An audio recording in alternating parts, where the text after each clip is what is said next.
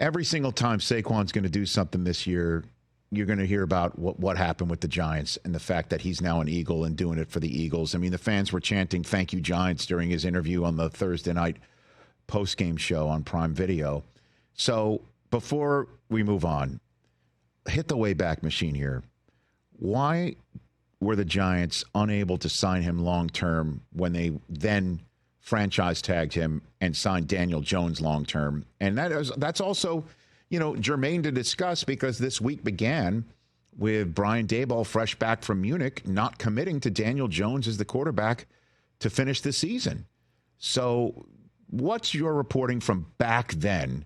Because it is coming home to roost right now, Tom. So, okay, go back to March of 2023. Yep. And the Giants' plan at that time was they thought that they could get a deal done with Saquon Barkley and then be able to use the franchise tag on Daniel Jones. Rewind even further than that, the 2022 seasons, they're one of the best stories in football, and they won a ton of close games. And Brian Daboll's out there smoking a cigar and signing autographs for the Giants. He's the coach of the year.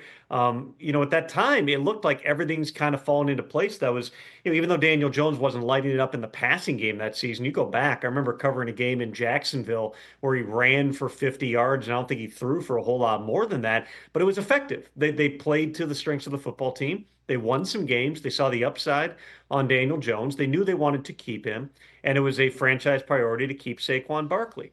Well, when they got right down to it and they had a sizable offer out to Saquon Barkley, he surprised everybody there by turning it down. And this is in the day or two, I believe, before the franchise tag deadline. At that point, they needed to figure out, okay, do we, pivot on this thing?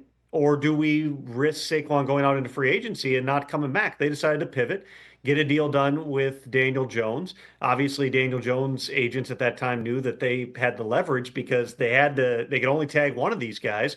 And so Daniel Jones gets, I want to say it was a 4-year, $160 million deal, something like that, and comes back and, is locked in as the Giants quarterback on effectively, really a 2-year guarantee. That then allowed them to tag Saquon. They made another run at it in July of 2023. But at that time, the Giants had the leverage on Saquon.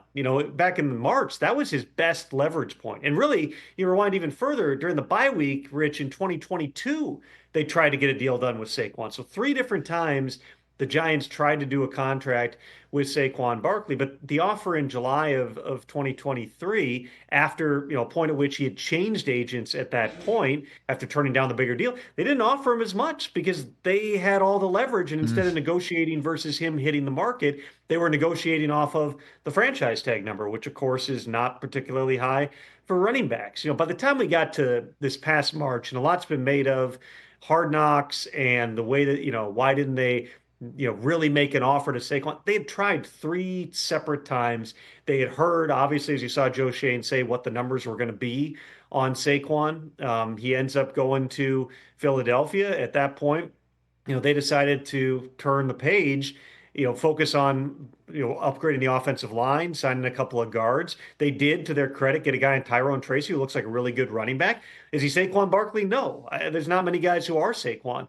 This was going to look this way if Saquon went to Philadelphia and played like peak Saquon Barkley. And remember, Rich, there were a lot of times he didn't do that in New York. There were injuries. He missed a lot of time there. They obviously had just a variety of different challenges offensively. But when Saquon was rolling, he was rolling. There was always that risk.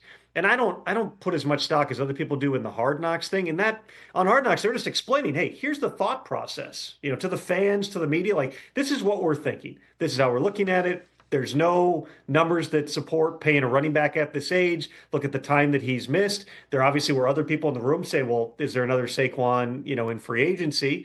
And the question was somebody going to pay him? In the end, it's the Eagles who pay him. He goes there to a division rival. We'll see. Again, is he still healthy and rolling into January? If he is, then yeah, this is always going to reflect as a mistake by the New York Giants. But they knew the risk at that time. They thought that they were playing the percentages. Daniel Jones not playing up to that contract for 2 years running. Yes, it's a product of what happened with the conversations and the negotiations with Saquon.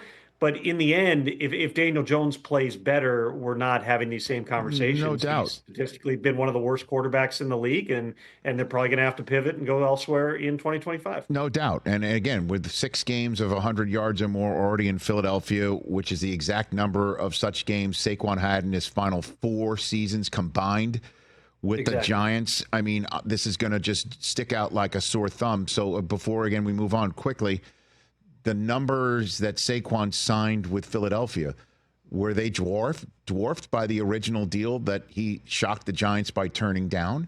Did he take less money from Philadelphia? Like, we still, that's the answer that Giants fans don't have.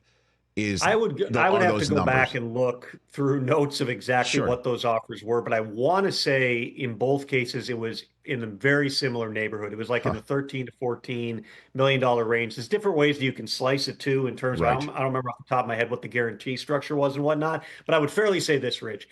There was not substantially more money that he got from the Eagles than the Giants were willing to offer, particularly when you also take into account that he played a year on the franchise tag, got some incentives added, didn't hit any of them because they were tied to team performance here. In the big picture, Saquon did not make more money by going to Philadelphia. But of course, when he's running like this and literally creating Nike ads on the field, he is making himself some money with the way that he's playing right now. Tom Pelissero here on the Rich Eisen Show. Catch the Rich Eisen Show every single day on the Roku Channel, 12 to 3 Eastern for free.